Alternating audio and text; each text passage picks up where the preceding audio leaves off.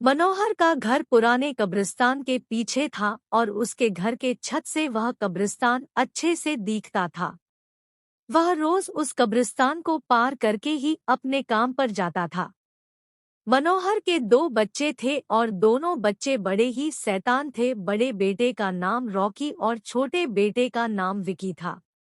एक बार गर्मी की छुट्टियों में रॉकी और विकी की बहन सोनिया भी आई हुई थी।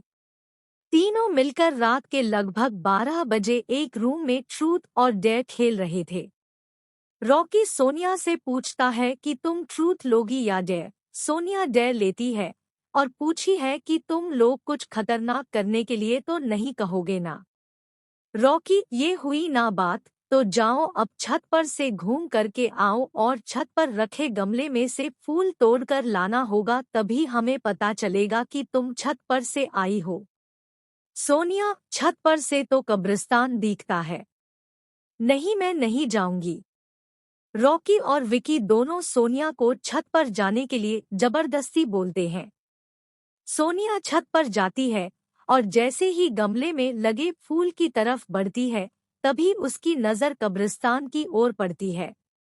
कब्रिस्तान में एक बड़ा सा सूखा पेड़ होता है। वह देखती है कि उस पेड़ पर एक सर कटी हुई उल्टी लाश लटक रही होती है। सोनिया उसे देखती है और जोर से चिल्लाती हुई बेहोश हो जाती है। फिर जब सोनिया बहुत देर तक छत पर से नहीं लौटती है, तो रॉकी और विकी दोनों डर जाते हैं और वह छत पर जा करके देखते हैं तो पाते हैं कि सोनिया बेहोश पड़ी है। वो तुरंत मनोहर को बुलाते हैं और सारी बात बताते हैं। मनोहर, तुम तीनों को ऐसा खेल खेलने की जरूरत क्या थी? और रॉकी, तुम तो जानते हो उस कब्रिस्तान के बारे में कैसी कैसी खबरें आती है, फिर भी तुम सोनिया को रात में छत पर जाने के लिए क्यों भेजा? रॉकी, सॉरी डैड, मुझसे गलती हो गई, हम आगे से ऐसा नहीं करेंगे। मनोहर, और फिर कभी दोबारा ऐसा काम किया तो तुम दोनों को उसी कब्रिस्तान में छोड़ आऊंगा। अच्छा सोनिया बेटी, ये बताओ तुमने वहां ऐसा क्या देख लिया था कि तुम वही बेहोश हो गई? सोनिया सहमी हुई हालत में मनोहर को सारी बात बताती है कि उसने क्या देखा। मनोहर ने उस कब्रिस्तान के बारे में ऐसी खबरें पहले भी सुनी हुई थी, इसलिए वह सोनिया को डांटता नहीं है और बच्चों को संभल कर रहने की सलाह देता है। एक दिन मनोहर को काम से छुट्टी मिलने में देर हो जाती है और उस दिन उसे ऑटो भी नहीं मिलता है। वह पैदल ही घर की ओर चल पड़ता है। इधर विकी और रॉकी दोनों आपस में बात करते हैं।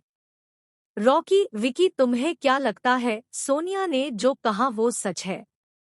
मुझे तो लगता है कि वो सिर्फ बातें बना रही है, वो उसका भ्रम होगा। विकी, अरे नहीं भाई, तुमने उसकी हालत देखी नहीं, एक दिन भी और यहाँ रुकने को तैयार नहीं हुई। मुझे लगता है कि उसने सच में कुछ देखा होगा। रॉकी, चलो हम कब्रिस्तान में जाकर खुद ही देख लेते हैं। विकी, अरे भाई, तुम पागल तो नहीं हो गए हो? मुझे अपनी जान बहुत प्यारी है, मैं कहीं नहीं जाऊंगा और तुम भी मत जाओ। विकी के मना करने के बावजूद रॉकी नहीं मानता है और वह अकेले ही कब्रिस्तान की ओर चल देता है। कब्रिस्तान का दरवाजा खोलता है और अंदर चला जाता है।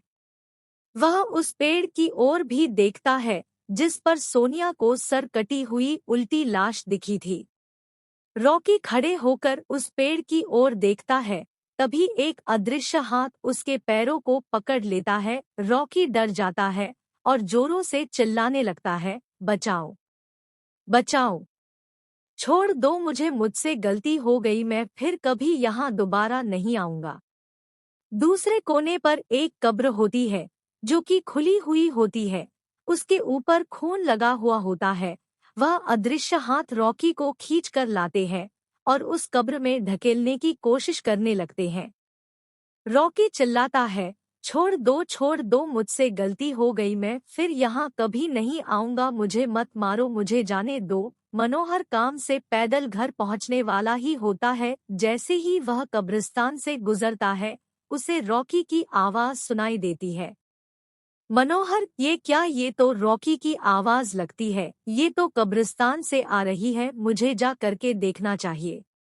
मनोहर कब्रिस्तान में चारों ओर देखता है, लेकिन रॉकी कहीं नहीं दिखाई देता है। वह घर लौटकर आ जाता है और विकी से पूछता है कि रॉकी कहाँ है। विकी, पापा मेरे बार बार मना करने के बावजूद भी रॉकी कब्रिस्तान में चला गया। वो जानना चाहता था कि सोनिया जो कह रही थी वो सच है या नहीं। मनोहर, हमारे पास समय बिल्कुल भी नहीं है। जाओ, घर के मंदिर में शंख में जो जल रखा है वो जल्दी से लेकर आओ। हमें रॉकी को खोजने कब्रिस्तान जाना पड़ेगा। विकी वो जल लेकर आता है। मनोहर और विकी कब्रिस्तान में जाते हैं। मनोहर जल छिड़कता है, फिर उसे किसी के घसीटने का निशान दिखाई देता है। वह समझ जाता है और फिर उस निशान का पीछा करते हुए उस कब्र तक पहुंच जाता है। मनोहर कब्र के आसपास वो जल छिड़कता है।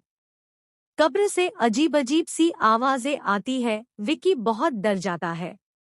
मनोहर, मुझे लगता है कि श्रापित प्रेत आत्माओं ने रॉकी को इस कब्र के अंदर कैद कर लिया है। हमें जल्द ही इससे निकलना होगा। तुम ये पवित्र जल आसपास छिड़कते रहो, इससे हमें वो प्रेत आत्माएं कोई नुकसान नहीं पहुंचा पाएंगी। मैं कब्र को खोलने की कोशिश करता हूँ। मनोहर उस कब्र को खोलने की बहुत कोशिश करता है। अंत में वह कब्र खुल जाती है। उसके अंदर रॉकी लथपथ बेहोश पड़ा होता है। मनोहर रॉकी को लेकर हॉस्पिटल जाता है। उसकी हालत बहुत गंभीर होती है। उस दिन के बाद मनोहर उस घर को छोड़कर शहर से दूर एक दूसरे घर में अपने पूरे परिवार के साथ रहने चला जाता है।